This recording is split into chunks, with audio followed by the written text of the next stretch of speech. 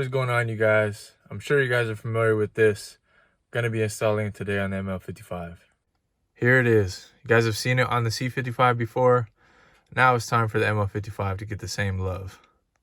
So this is a SprintBooster V3, newest one. Item number for you guys. I'm pretty sure it's the same item number for almost every 722.6 transmission. I think they might use the same one for the 722.9 as well.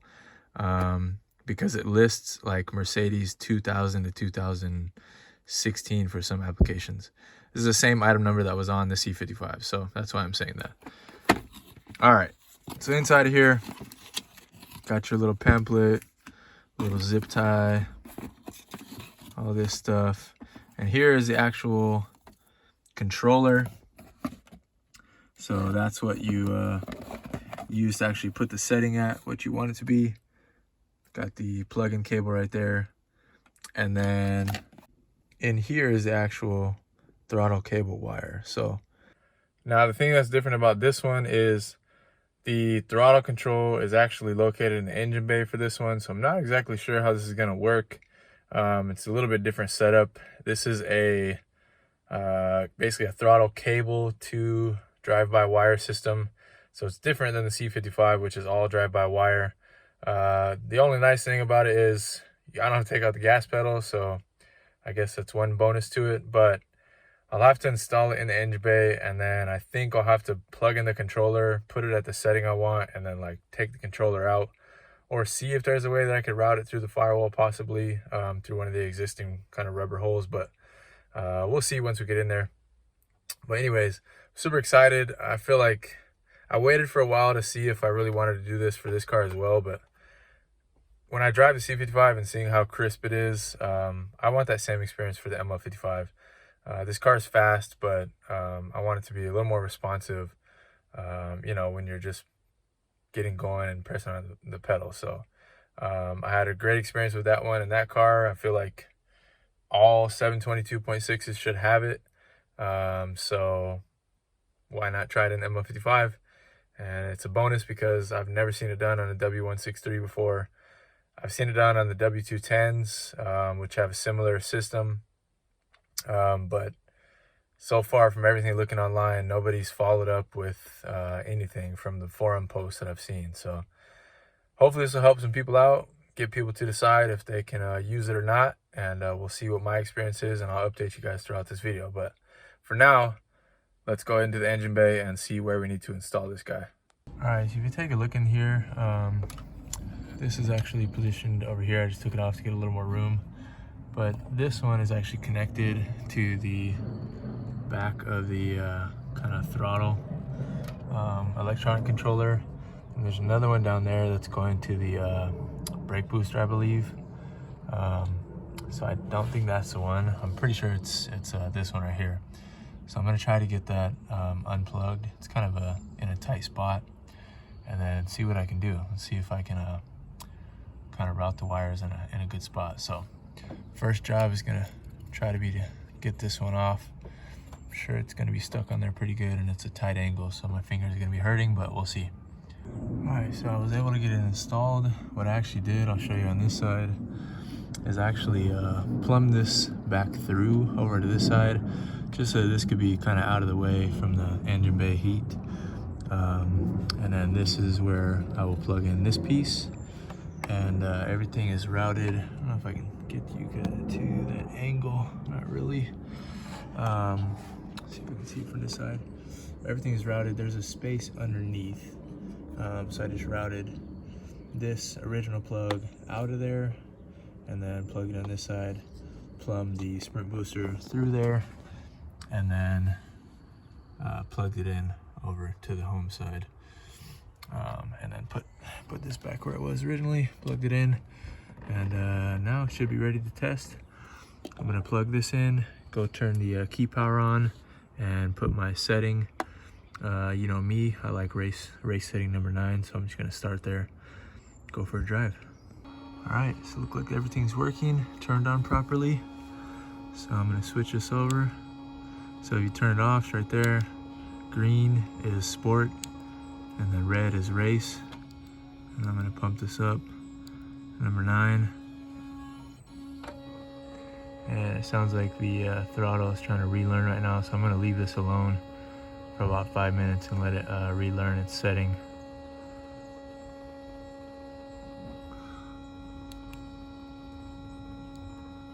Yeah. So I'm going to leave this alone for a little bit. And the cool thing is I should be able to unplug this, and it'll stay at the same setting. It'll memorize whatever setting you last leave it at. So I don't need to leave this in the engine bay, obviously.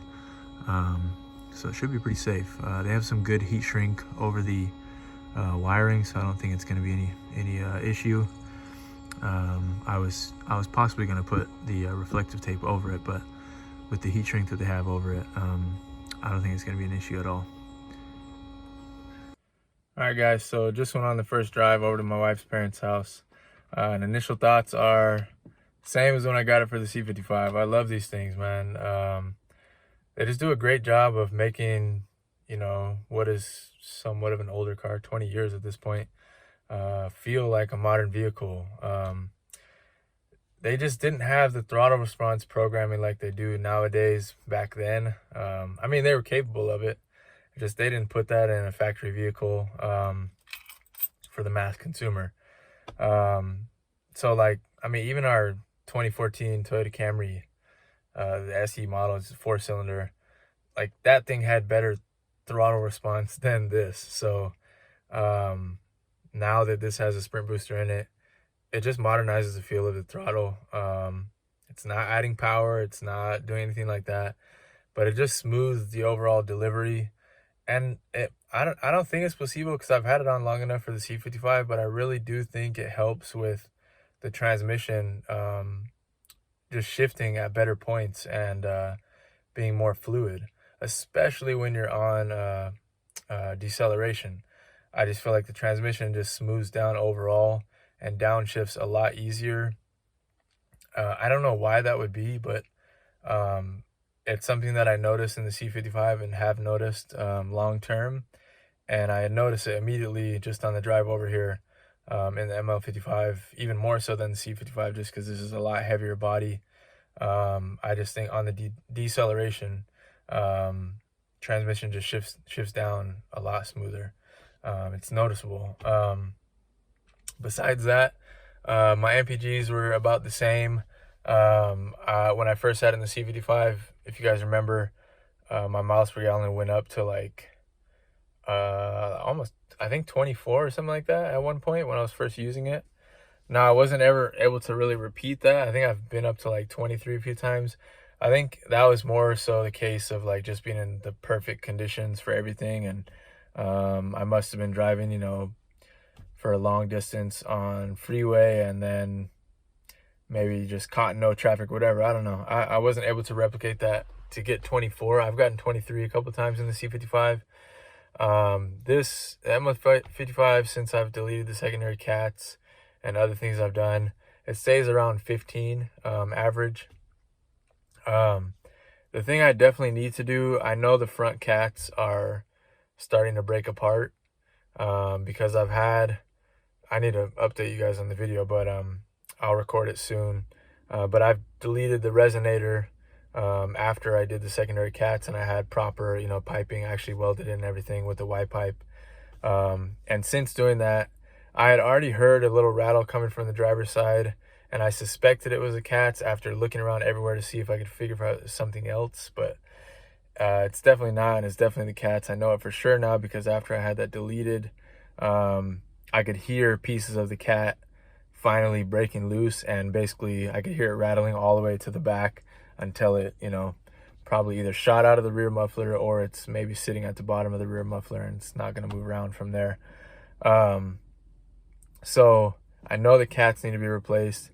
So I'm looking at some different options to do that, but I'm hoping miles per gallon will really jump up, maybe by 3 or 4, up to that 18, 19 range after I replace the front cats, the primary. So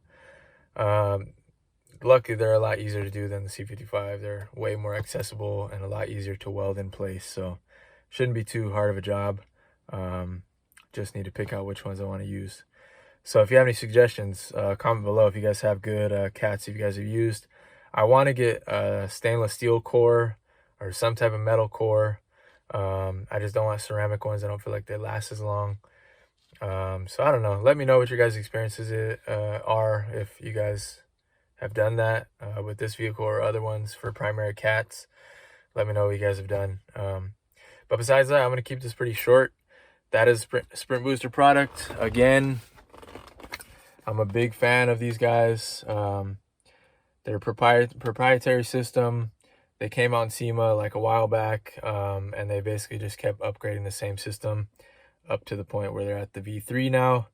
The actual company that's behind it is like Johnson's research product or something like that. So it really is a research and development company. It's not just like, you know, trying to trick the ECU. It really does have some science behind it, and I believe that, you know, people make the argument, we talked about this in the last video, people make the argument that it just moves the throttle map up to like the front 25% of the pedal, but if that was the case, the pedal would be dead after 25% travel, and that's not the case. It really does pull all the way through the pedal. It just changes the throttle mapping so that you're getting a lot more response at the front of the pedal. So and I prefer that. It just makes driving feel safer to me, feels more responsive, feels more fun. So I'm a big proponent to this product, and no affiliation. If you guys are curious about that, I bought this with my own money. You can find them from anywhere from like $289 to $300. I should have bought it a while ago. They had a promotion going. I forget when it was for, but I could have got it like shipped for $207. They had a coupon code going. I kicked myself that I didn't take it at that time, but I just wasn't sure about it at that time for this vehicle because of the drive-by-wire combination with the drive-by throttle cable. I just wasn't sure how it would work with that, but happy I tried it out, because it works excellent and no hiccups. And it should be plenty safe, tucked in that spot in the engine bay with the heat wrap that it has on it. So yeah, it's enough talking. Hopefully you guys enjoyed, and this will allow some people that have been searching for W163 and the compatibility with this product to know that it does work, and shouldn't have any hesitations to use it on your vehicle if you have the same model. So any W163 model. So yeah, that being said, be on the lookout. There's going to be 2 videos this weekend, so this is one of 2, possibly 3. I think it might be 3 actually, because I'm going to do the exhaust video as well. So 3 videos dropping this weekend. Put the pressure on myself so I get all of them done. This will probably be the first one that's uploaded, but stay tuned. Big modification coming tomorrow. I got the appointment at 8:30 a.m. for the C55 to get that done. Really excited about doing that. And besides that, stay tuned. I'll talk to you guys soon. Peace. Stay safe.